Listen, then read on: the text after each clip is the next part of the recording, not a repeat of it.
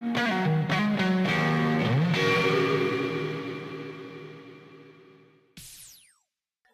Universal has been a leader in dealing with the other industries, the tech industries, the internet industries, people like Apple. The big buzzword today is cloud, that there's this streaming and it's all going to somehow come without anybody owning anything. How is Universal adjusting to that technology to make sure that your artists can get paid, that you can get a return on investment? There's always that balance between encouraging these businesses and not being eaten up by them. What's the latest thinking at Universal about this whole cloud thing? And maybe explain it a little bit better than I did to the audience. Yeah, ostensibly, what Danny's referring to is the ability to store all of your content in a remote location somewhere up in space, and then just access it on any device that you want. For us at Universal, what we're trying to do is adhere to the adage of ubiquity. We want our music to be everywhere in as many places as possible. So what we're trying to do is embrace as many of these new innovative technologies that we can.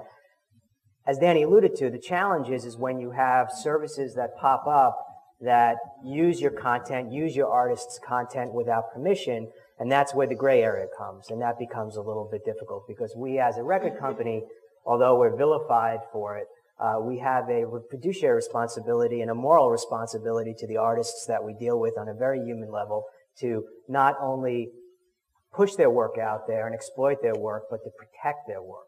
And that's something that we take very seriously. Everybody knows about piracy. Everybody, I think, here knows the pros and cons of the debate. But for us, in terms of new technology, we are trying to do as many deals as possible in this space with as many new services as possible.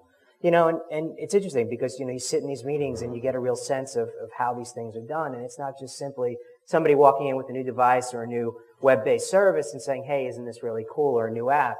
It's, you have to really have a business discussion. When you get beyond the creative or the innovation of it, you need to ask a couple of questions. Is there a strong management team behind it? And does that management team have experience in this world? And what do they bring to the table? Do they have the kind of right financing behind the idea? Because again, we're giving them access to our artists' work. And as the folks up here would tell you, and especially Danny, who is behind some of the biggest artists of the century, will tell you that there's a lot of pain, there's a lot of sweat, there's a lot of sacrifice that goes into making music on the artist and the creative front. There just is. And that happens on both sides of the coin. It happens on the creative side with the artist, and it happens on the executive side with the record label. These are people who have families, who put kids through school, and on both sides of the coin, and they make their living off of what they produce. So, I know a bit long answer, but we're embracing as much as possible. Since there are a lot of students here, I know the thing I get asked a lot is, how do you get jobs like ours? How do you get into the business? How do you get somewhere? And of course, we all started in the past, and this is the present, and it's a very rapidly changing playing field. But there are some things still that are similar from decade to decade and generation to generation. I know in my case, I was kind of a mediocre rock writer eking out a living on the margins. And then when I finally got a job as a publicist because I needed to pay my rent, I just really wanted to be good at something. And I made it my business to read every single writer about music. I would buy fashion magazines, Mademoiselle and Penthouse and Newsweek and just, there was no internet then, but I would just get every single thing off the newsstand and memorize the names of the people who wrote about them and just get to know them. So when I finally, a couple of years later, was able to meet Led Zeppelin, who was looking for an American publicist, I had something to give them, which was this expertise about something that was mattered to them. And, my book was called Bumping Into Geniuses, and I say, for me, it's knowing and working with great artists that's given me a career, but it's not enough to meet them. You've got to have something to offer them. So that was sort of my entry into having some professional validity. I'm wondering if each of you could just tell something for the people who want to get into the business about how you feel you turn the corner into professional viability, and just go starting with Maureen. Sure. Well, I went to NYU for music business, but not really knowing what that meant. So, your first year there, you're kind of learning a myriad of different things, and one of the courses you take there is something called like Introduction to the Music Industry, where it's just like a broad overview of everything, like from labels to publishing to, entertainment law. So in my second year there, I decided to, reach out to, our listserv that we had and see what kind of internships were out there. And I got an internship with Denise Rich, who is a songwriter, and she had a little publishing company, and I was there for about a year. I left to study abroad, and I came back and worked as an assistant for her. And I just, from just being there, I learned a lot. Like, you just learn a lot even from listening to people's phone conversations. Like, not that you're eavesdropping, but that's your office environment. So, I learned how to pitch songs to other artists. I learned how to coordinate writing sessions there. So, just being there. How do you pitch a song? I had one of those jobs. I never could figure out how to do it. How do you do it? You can't be like wildly out of the box. I think like, if you know what the artist is that you're pitching to, you kind of have to like, stay within the genre. But you can come at it from all kinds of angles. Like you can go to the A&R person, but you can go to their manager, you can go to their lawyer. You can just like, however you need to get the song to the artist. Good. Yeah, I had an unusual path, but it was my father was in the music business, Capitol Records, a long, long time ago. He just he took the Beatle records off the ships back then, the big albums, and put them in stores. And he was very, very passionate about music. And I remember my writing lessons as a kid at home were writing the lyrics to Beatles songs. And I wrote them all out from song one to the last song the Beatles ever recorded. And I had books, which I still have today. So my father got me very involved in music. It was very special to me. Although he didn't want me to be in a business. He thought I needed to be a business person and get a business background. So he said, don't do it, it's too crazy for you. My father's a bit of a crazy dude. So it was, he said, you need something more stable. So I went to school, St. John's, and I worked, I took a business minor in music. And I'm a CPA. I was a CPA. I graduated as a CPA and worked at Price Waterhouse. But I still loved entertainment and music, so I worked on entertainment clients. Good part about that was it got you to learn a business from an outsider looking in. And, you always think you're smarter, but you're not. You learn you're not. So you look inside a business and you see how things are run. It's a good perspective. And I did that for 5 or 6 years, and then I worked at an investment bank where we also had entertainment clients, Warner Music and Universal's clients. So we did reports on these clients and we learned them. Then I took a company called CD Now Public, and the owner of that was Alan Meltzer, who was the founder of Wind Up Records. And he bought with the proceeds of that sale, he bought a little crappy independent label called Grass Records.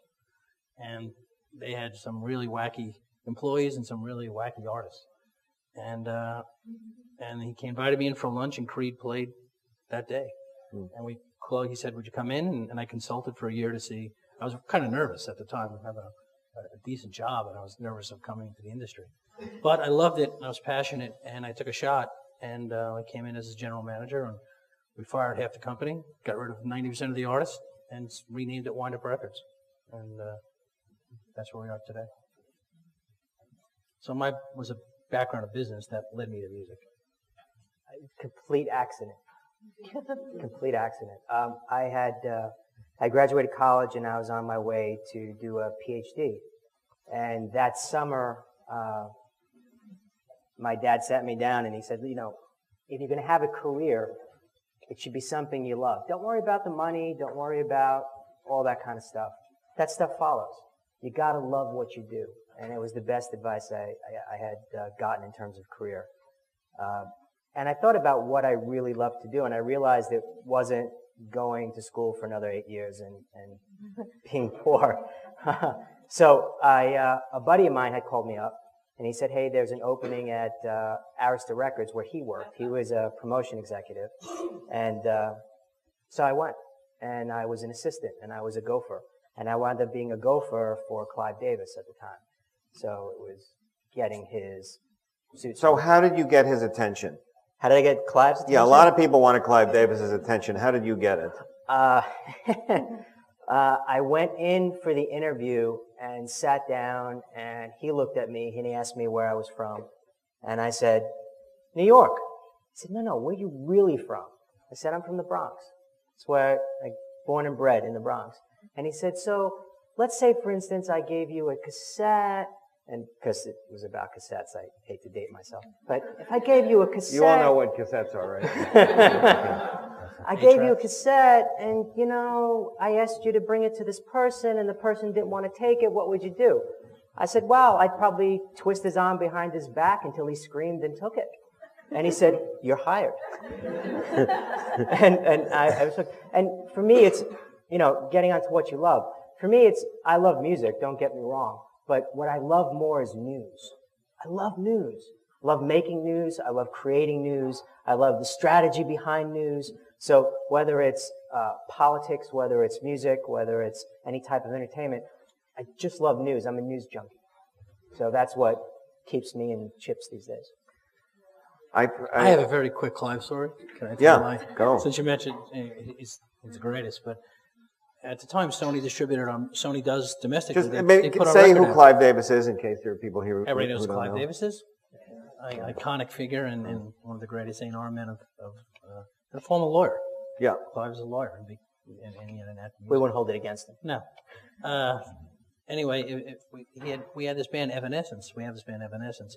And Clive one day is looking at the charts because our market share is counted through Sony since we go through a major for distribution. So the number one record in the United States was Evanescence. The number one record around the world was Evanescence. So we went to a marketing meeting. He said, well, who the hell's Evanescence? And it's our record. Who's in charge of Evanescence? And every room, nobody said anything. He said, well, who's this wind-up? And I got a call that afternoon, and he said, can you come to my office? I said, sure. And he said, so how do I have the number one record of the world and I don't even know who the artist is?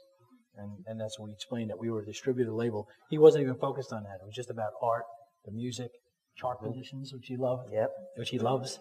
And that was my story. And we had a great 3-hour lunch. All the successful people I know pay tremendous attention to detail.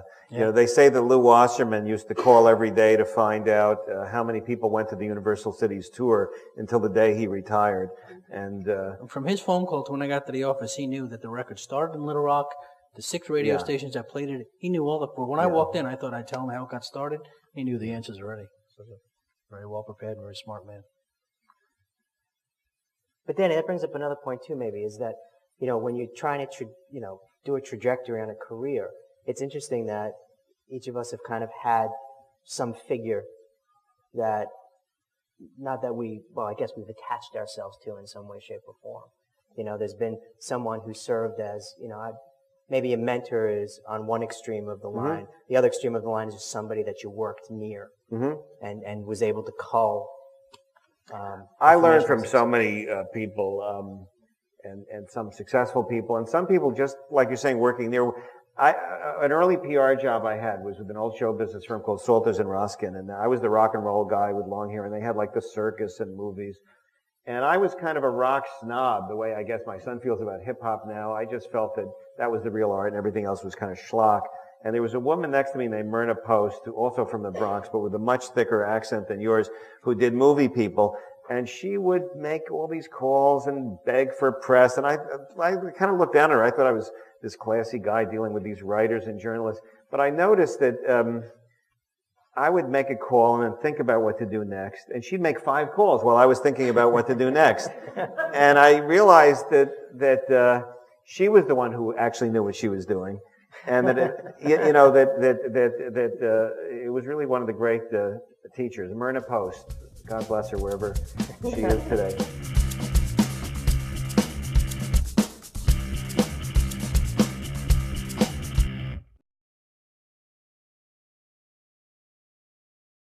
Somewhere up in space, and then just access it on any device that you want. For us at Universal, what we're trying to do is adhere to the adage of ubiquity. We want our music to be everywhere in as many places as possible. So It's cloud, that there's this streaming and it's all going to somehow come without anybody owning anything. How is Universal adjusting to that technology to make sure that your artists can get paid, that you can get a return on investment? There's always that balance between encouraging these businesses and not being eaten up by them. What's the latest thinking at Universal about this whole cloud thing? And maybe explain it a little bit better than I did to the audience. Yeah, ostensibly, what Danny's referring to is the ability to store all of your content in a remote location.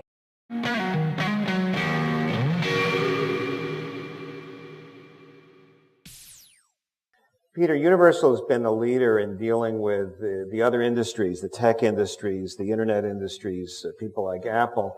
The big buzzword today. What we're trying to do is embrace as many of these new innovative technologies that we can. As Danny alluded to, the challenge is when you have services that pop up that use your content, use your artist's content without permission, and that's where the gray area comes.